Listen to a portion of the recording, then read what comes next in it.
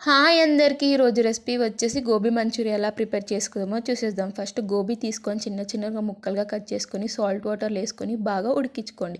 అది కొంచెం ఉడికిన తర్వాత ఒక స్ట్రైనర్లో వేసుకొని వాటర్ అంతా స్ట్రెయిన్ చేసేసుకొని పక్కకు తీసేసుకోండి. మళ్ళీ స్టవ్ ఆన్ చేసుకొని ఇప్పుడు గోబీ డీప్ ఫ్రై చేసుకోవాలి కాబట్టి ఆయిల్ డీప్ ఫ్రైకి పెట్టేసుకోండి. ఇప్పుడు మళ్ళీ ఒక బౌల్ తీసుకొని దానిలో కొంచెం మైదా, కొంచెం కార్న్ఫ్లోర్, కొంచెం పెప్పర్ పౌడర్, కొంచెం సాల్ట్ వేసేసుకోండి.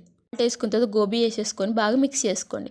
ఇప్పుడైతే ఆయిల్ వేసేసుకొని బాగా డీప్ ఫ్రై చేసుకొని గోల్డెన్ బ్రౌన్ వచ్చిన తర్వాత డీప్ ఫ్రై చేసుకొని పక్కకు తీసేసుకోండి. మనం సాస్ ప్రిపేర్ చేసుకోవాలి కాబట్టి ఒక కడాయి తీసుకొని దాంట్లో ఆనియన్స్, కొంచెం కరివేపాకు, గ్రీన్ చిల్లీస్ వేసుకొని అది బాగా మిక్స్ అయిన తర్వాత మెల్లిమెల్లిగా వేసుకొని అది కూడా బాగా సాటే అయిపోయిన తర్వాత ఇక్కడ కార్న్ స్లరీ అని ప్రిపేర్ చేసుకుంటున్నాను. అది కూడా ప్రిపేర్ చేసుకొని పక్కకు తీసేసుకోండి. పక్కకు పెట్టుకున్న తర్వాత ఈ కడాయిలో కొంచెం సాల్ట్, కొంచెం కారము, కొంచెం పెప్పర్ పౌడర్ వేసేసుకున్న తర్వాత కొంచెం సోయా సాస్, కొంచెం vinegar, tomato ketchup, schezwan sauce, నేను ఇక్కడ పిజ్జా పాస్తా సాస్ కూడా వేసుకుంటున్నాను. మీకు కావాలంటే యాడ్ చేసుకోండి, లేకపోతే లేదు.